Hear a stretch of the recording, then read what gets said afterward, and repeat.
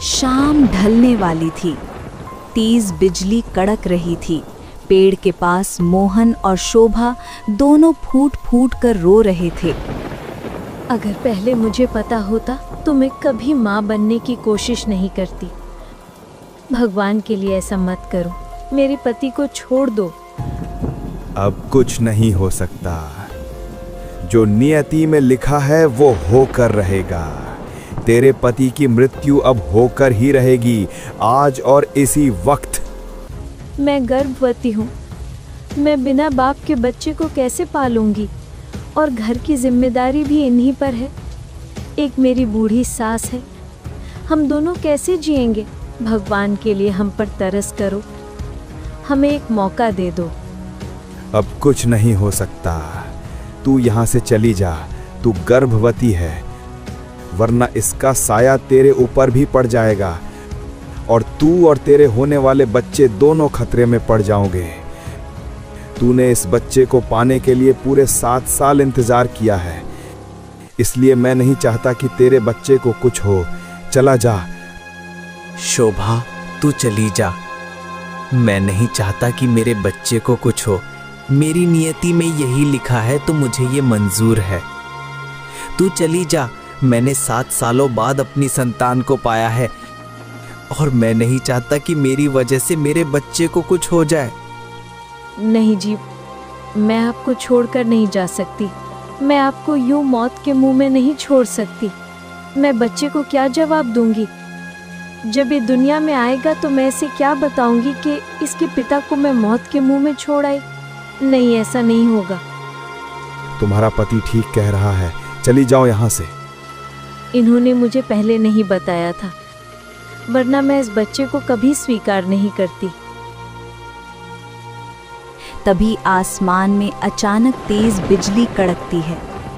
मोहन छटपटाने लगता है और अचानक गायब हो जाता है।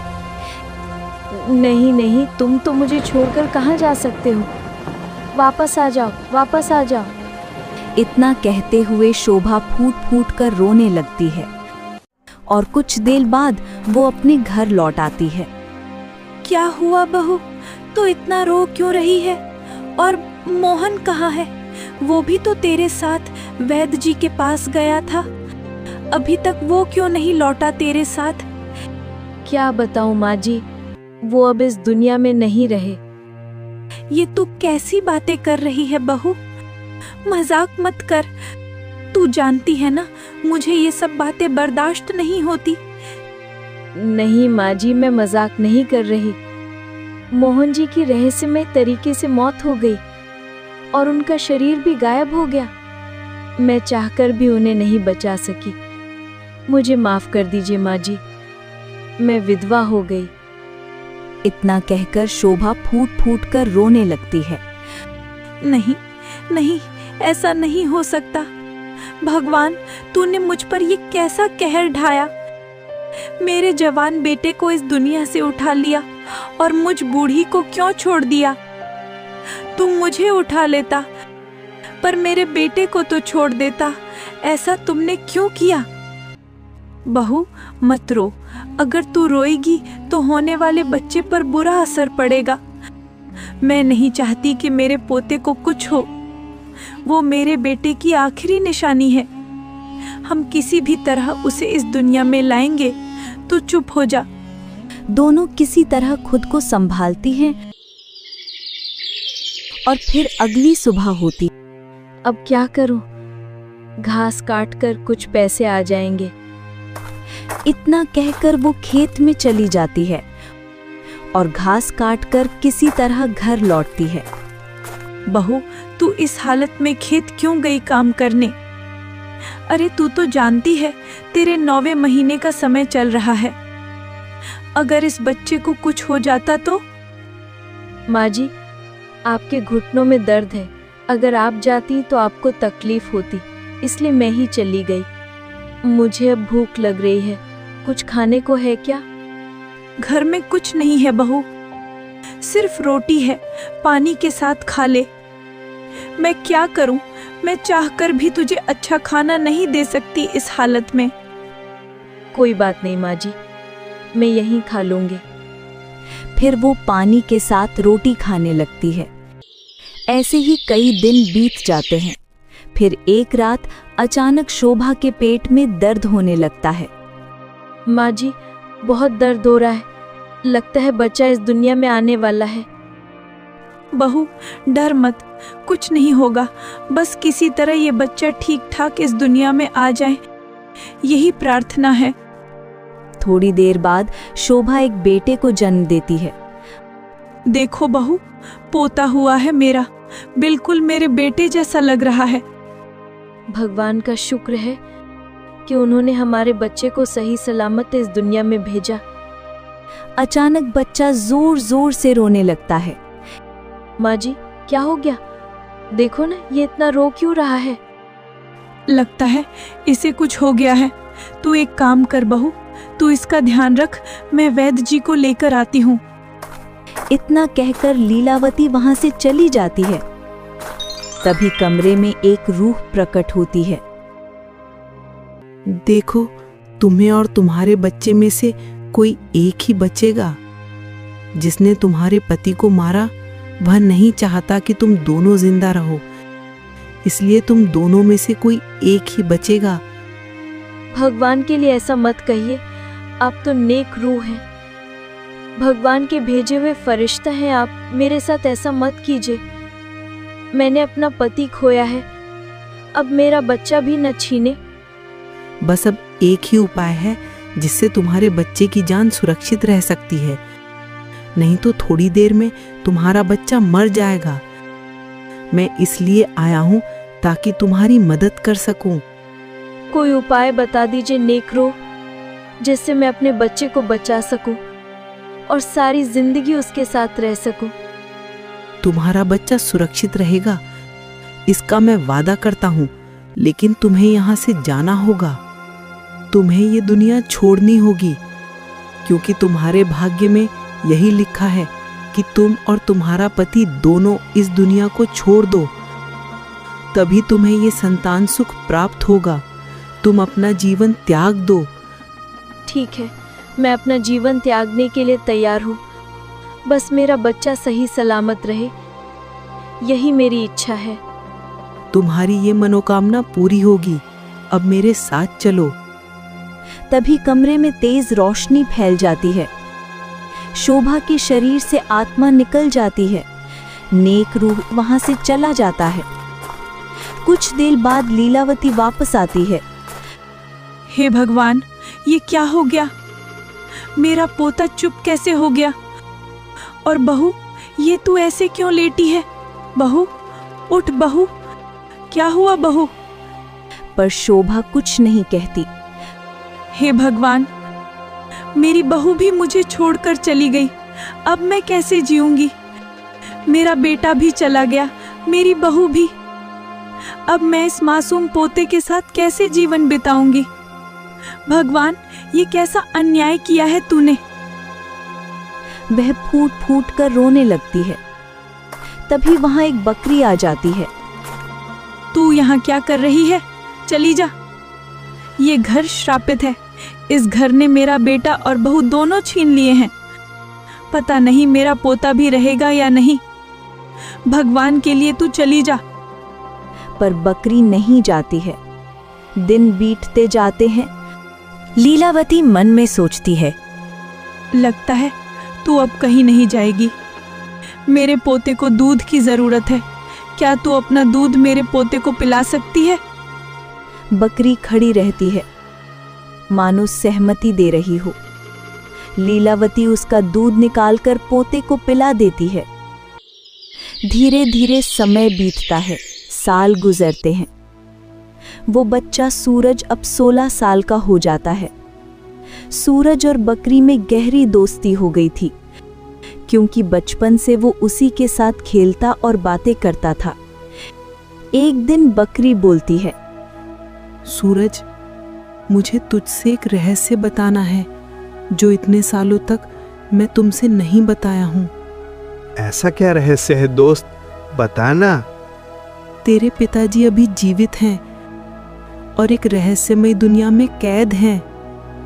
क्या कह रही हो तुम? ये कैसे हो सकता है? दादी ने बताया था कि पिताजी तो मेरे जन्म से पहले ही मर गए थे। नहीं सूरज, मैं सच कह रही हूँ, तेरे पिताजी जिंदा हैं, बस एक विचित्र जगह में बंद हैं। अगर तू चाहे तो उन्हें वापस ला सकता है। क्यों नहीं, मैं जरूर जाऊंगा। मैं हमेशा अपने दोस्तों को देखता हूँ, उनके माता पिता दोनों हैं, लेकिन मेरा तो कोई नहीं। मैं अपने पिताजी को जरूर लाऊंगा ताकि दादी भी खुश हो जाएं। दिन रात दादी रोती रहती हैं और रोती रहती हैं। ठीक है, तू मेरे साथ चल। बकरी सूरज को लेकर उसी पेड़ के पास आती है। यहीं पर तेरे पिताजी की रहस्यमयी मौत हुई थी। अब तू यहीं पर अपने पिता को पुकार ले। अगर कोई सच्चे मन से पुकारे तो आत्मा तक लौट आती है, और तेरे पिता तो एक रहस्यमयी दुनिया में है, वे जरूर वापस आएंगे।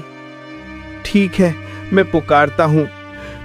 सूरज आंखें बंद करके पुकारता है, पिताजी, पिताजी, मुझे आपकी बहुत याद आती है। दादी हर वक्त रोती रहती हैं। मुझे भी आपकी बहुत याद आती है। आप वापस आ जाइए पिताजी। तभी तेज रोशनी फैलती है और मोहन की परछाई वहां प्रकट होती है। मेरा बेटा, तुम यहाँ क्यों आए हो? चले जाओ वापस, यहाँ पर तुम्हारी जान का खतरा है। नहीं पिताजी, आप कहाँ थे? हम लोग इतने समय से आपको ढूंढ ढूंढ कर परेशान हो रहे थे। दादी भी परेशान हो रही हैं।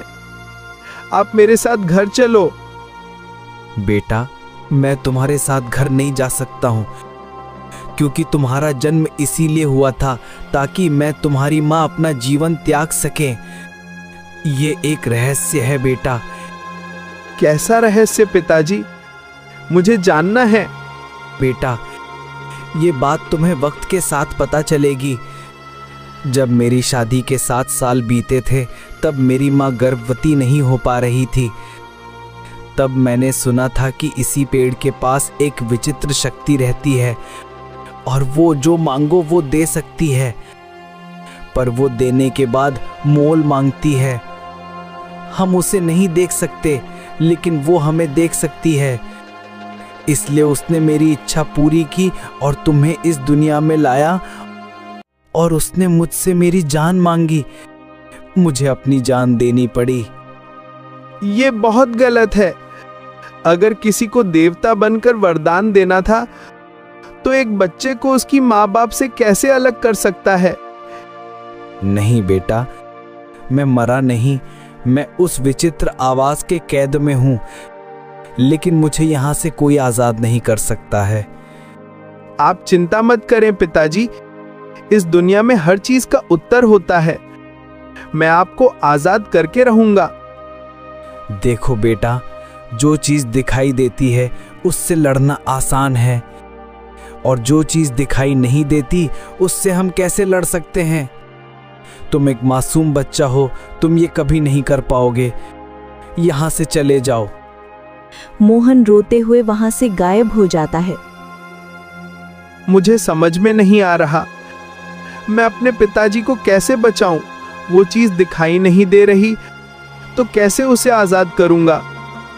तुम चिंता मत करो, हम इसका उत्तर ढूंढ लेंगे। तुम तो बकरी हो और मैं एक मामूली इंसान। हम दोनों मिलकर कैसे इस शक्ति से लड़ सकते हैं? तभी एक तेज रोशनी फैलती है और बकरी एक नेक रूह में बदल जाती है। तुम चिंता मत करो, मैं हूं। पहले मैं तुम्हारी माँ को वचन दिया था कि तुम्हारी देखभाल करूंगा और हमेशा तुम्हारे साथ रहूंगा। इसलिए मैंने बकरी का रूप लिया और तुम्हारे साथ रहा। तब तो तुम नेक रूह हो, तो तुम्हें पता होगा कि मेरे पिताजी को कैसे इस शक्ति से आजाद कराया जा सकता है। हाँ, जहां मैं रहता हूं वहां सबसे पवित्र जगह है, और वहां पर एक जादुई लोटा है। उसी पवित्र स्थान का जल लोटे में भरकर इस पेड़ की जड़ों में डाल देंगे तो तुम्हारे पिताजी आजाद हो सकते हैं। पर यह कार्य आसान नहीं है। वहां कोई साधारण इंसान नहीं जा सकता।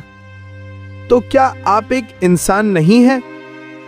मैं इंसान हूं, लेकिन मैं बहुत घोर तप किया है और बहुत सारे पूजा पाठ किया है। इस वजह से मैं नेक रूह में गिना जाता हूं। मैं इंसान से कई ऊपर हूं। मैं वहां जा सकता हूं, पर बाहर जल नहीं ला सकता। ये काम एक बच्चा ही कर सकता है। तुम कर सको तो मैं साथ रहूंगा। मैं ये कैसे कर पाऊंगा? चलो हम साथ में चलते हैं, जो होगा देखते हैं। ठीक है। फिर दोनों चलते चलते एक पवित्र स्थल पर पहुंचे, जहां दिव्य वातावरण था। यहाँ हम कहाँ आ गए? सब कुछ सुंदर और दिव्य जैसा लग रहा है। यहीं पर वो पवित्र लोटा होगा, तो तुम ढूंढो, तब तक मैं बाकी तैयारियां कर लेता हूं। सभी रूहों को अपनी बातों में फंसा कर रखता हूं। ठीक है, मैं तुरंत ढूंढता हूं और लोटे में पवित्र नदी का जल भरकर वापस आऊंगा। जल्दी आओ, मैं सबको उलझा कर रखता हूं। ठीक है। सूरज अंदर जाता है और थोड़ी दूर जाने के बाद एक चमकता हुआ लोटा दिखता है। सूरज मन में सोचता है, लगता है यही वो चमत्कारी लोटा है। अब मुझे जल्दी से इसमें जल भरकर यहाँ से निकल जाना चाहिए। फिर सूरज जल्दी से वो लोटा ले लेता है और जल भरकर बाहर निकल जाता है जंगल से। बाल बाल बच गया, वरना पकड़े जाते तो पता नहीं क्या होता। बहुत अच्छा काम किया सूरज। अब जल्दी चलो, उस पेड़ की जड़ों में डालो। ठीक है, मैं डालता हूँ। सूरज जल लेकर पेड़ की जड़ों में डालता है। तभी तेज रोशनी फैलती है और मोहन सही सलामत वापस आ जाता है। ये तो सच में चमत्कार है। मैं कैसे वापस आ गया? ये कमाल है। पिताजी, आप ठीक है ना? मुझे उम्मीद नहीं थी कि मैं आपको देख पाऊंगा। तुमने ये ठीक नहीं किया। मैं तुम्हें यहीं जला दूंगा। तुमने बहुत गलत किया है। ये क्या कह रहा है? अब हम क्या करेंगे? कुछ नहीं कर सकता। वो आवाज पेड़ की काली शक्ति है। और हाँ, तुम्हारी माँ भी जिंदा है।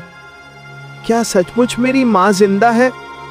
हाँ, ये पेड़ एक काली शक्ति है जो इंसानों की इच्छाएं पूरी करती है और साथ में माँ बाप को बच्चों से अलग कर देती है, फिर सबको अपने अंदर लेकर गुलामी कराती है। मैंने तुम्हारे पिताजी को आजाद कर दिया, अब तुम्हारी माँ को भी आजाद करेंगे। पर तुम्हारी माँ कहाँ है, मुझे ये नहीं पता है। मैं अपनी माँ से मिलना चाहता हूँ। इतने सालों से मैंने माँ को नहीं देखा। मुझे मिलवाइए। मुझे पता है कि मेरी पत्नी कहाँ है। इतने सालों तक मैं उसके कब्ज में रहकर उसके बहुत सारे राज को जान गया हूँ। चलो मेरे साथ बेटा। ठीक है, मैं तुम्हारे साथ चलता हूँ। चलो हम तीनों मिलकर तुम्हारी माँ को आजाद करते हैं। फिर तीनों वहां से चल दिए और चलते चलते दूसरे गांव में पहुंच गए। रात का समय था। चारों ओर सन्नाटा छाया हुआ था। अचानक सूरज, मोहन और नेक रूह जब उस रहस्यमयी जंगल में पहुंचे तो उन्होंने देखा एक औरत जमीन पर पड़ी है और 3 विशाल सांप उसे डस रहे हैं। ये क्या पिताजी? इस औरत को 3-3 सांप क्यों डस रहे हैं? ये तो बहुत खतरनाक स्थिति है। मुझे इसे बचाना होगा। ये औरत कोई और नहीं बल्कि तुम्हारी माँ शोभा है। क्या? नहीं पिताजी, ये कैसे हो सकता है? मेरी माँ को सांप डस रहे हैं और वो फिर भी जिंदा है। ये असंभव है। नहीं बेटा, ये सच है। ये सांप साधारण नहीं है, ये उसी रहस्य का हिस्सा है। तुम्हारी माँ इतने वर्षों से यही सजा भुगत रही हैं। हाँ, ये सांप साधारण नहीं है। ये वही सांप है जिनके जहर से वो रहस्यमय शक्ति अपनी ताकत बनाती है।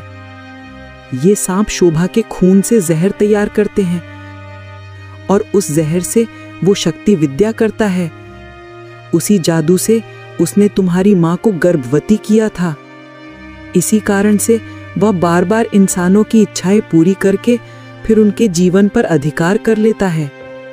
तो अब हम अपनी माँ को इन सांपों से कैसे बचाएंगे? ये तो बहुत जहरीले लग रहे हैं। ये सांप कोई मामूली नहीं, ये पाताल लोक के नाग हैं। इनका एक डंक ही इंसान को एक पल में खत्म कर देता है, लेकिन इन्हें हराने का एक ही तरीका है। हाँ, मैं जानता हूँ। जब मैं उस कैद में था तब मैंने सीखा कि रात के तीसरे पहर पर ये सांप नशे में इतने चूर हो जाते हैं कि गहरी नींद में चले जाते हैं, क्योंकि ये शोभा का खून पीकर नशे में आ जाता है। ठीक उसी समय 1 घंटे के लिए ये बेहोश रहते हैं, तभी इन्हें पार किया जा सकता है। लेकिन पिताजी, मैं 16 साल का हो गया हूँ। इतने वर्षों से ये सांप मेरी माँ का खून पीते रहे हैं, तो वो जिंदा कैसे हैं? बेटा, तुम्हारी माँ को जब इन सांपों ने डसा था तब वो साधारण इंसान थी, पर इंसान के खून में एक अद्भुत तत्व होता है जो सांप के जहर से भी ज्यादा प्रभावशाली होता है। सांप का कटा इंसान कभी कभी बच जाता है, लेकिन इंसान का कटा हुआ कभी नहीं। इन सांपों ने जब तुम्हारी माँ का खून पिया तो वो खुद के लिए जहर तैयार करने लगे। अब तुम्हारी माँ का पूरा शरीर इस जहर में ढल गया है। जैसे पत्थर पर बार बार चोट करने से वो कठोर हो जाता है, वैसे ही अब इस पर जहर का असर नहीं होता। हाँ, तुम्हारे पिता ठीक कह रहे हैं। अब जहर तुम्हारी माँ को नहीं मार सकता, लेकिन हमें सही समय का इंतजार करना होगा। जब तीसरा पहर आएगा और ये सांप गहरी नींद में होंगे, तब हम उन्हें वहां से निकाल सकते हैं। सही कहा, पर मैं नहीं जा सकता, क्योंकि मैं अब भी उस शक्ति की छाया में हूं। अगर मैं पास गया तो ये सांप मेरी गंध पहचान लेंगे। हाँ, तुम्हारे पिता नहीं जा सकते, पर तुम जा सकते हो सूरज। एक माँ और बेटे के बीच का बंधन किसी भी शक्ति से बड़ा होता है। सिर्फ तुम ही अपनी माँ को बचा सकते हो। ठीक है, मैं अपनी माँ को लेकर आता हूँ। सूरज धीरे धीरे पेड़ के पास पहुंचा।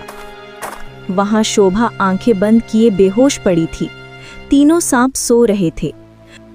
माँ, माँ उठो, ये मैं हूँ, तुम्हारा बेटा सूरज। तुम कौन हो? यहाँ से चले जाओ। ये सांप जाग जाएंगे तो तुम्हें मार डालेंगे। नहीं माँ, मैं तुम्हारा बेटा हूँ।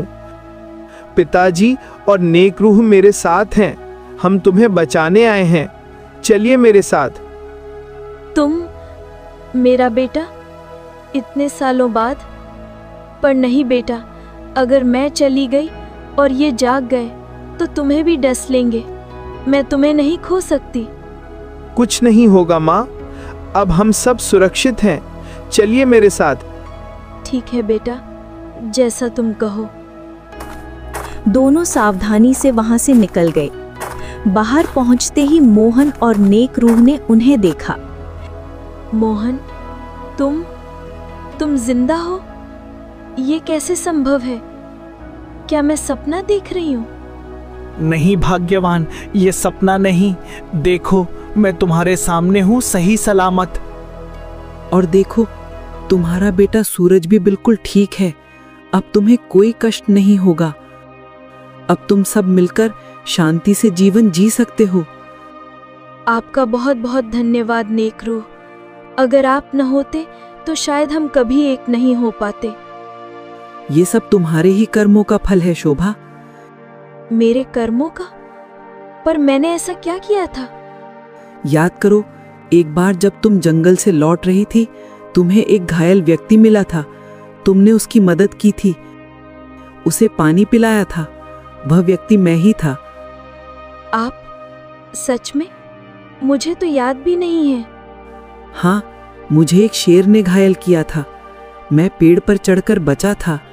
तुमने मुझे बचाया। उसी दिन मैंने तय किया था कि एक दिन तुम्हारा एहसान चुकाऊंगा। और आज मैंने वो वचन निभाया। इतना कहते ही एक तेज रोशनी फैली और नेक रूह आकाश की ओर विलीन हो गया।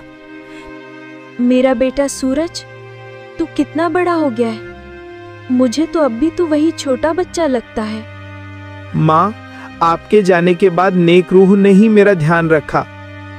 वो बकरी बनकर हमेशा मेरे साथ रहा। वो मेरा दोस्त भी था। कोई बात नहीं बेटा, हर किसी का एक ठिकाना होता है। अब चलो, दादी बहुत परेशान होंगी। हाँ, तुम ठीक कह रही हो। चलो अब घर चलते हैं। तीनों खुशी से घर लौटे।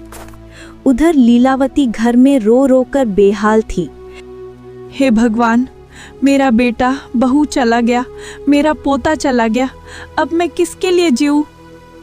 वह अपना सिर पटकने ही वाली थी कि तभी मोहन दौड़ता हुआ आया। माँ, ये आप क्या कर रही हैं? देखिए, मैं जिंदा हूँ। ये देखिए, शोभा और सूरज भी सही सलामत हैं। तू जिंदा है? ये कैसे हो सकता है? मैं सपना तो नहीं देख रही हूँ। नहीं माँ, ये सपना नहीं है। हम सब जिंदा हैं। नेक रूह ने हमारी रक्षा की है। देखो दादी, मैंने कहा था ना कि मैं पिताजी और माँ को वापस लाऊंगा। अब देखो, हम सब आ गए हैं। मैं आज बहुत खुश हूँ। अब मैं देवी माँ को 50 नारियल चढ़ाऊंगी। मेरे परिवार के लौट आने से बढ़कर मेरे लिए कोई सुख नहीं। और फिर लीलावती, मोहन, शोभा और सूरज चारों ने एक दूसरे को गले लगाया। कई वर्षों की पीड़ा के बाद वह परिवार फिर से एक हो गया। अब उनके जीवन में सिर्फ शांति, प्रेम और सच्चा सुख रह गया।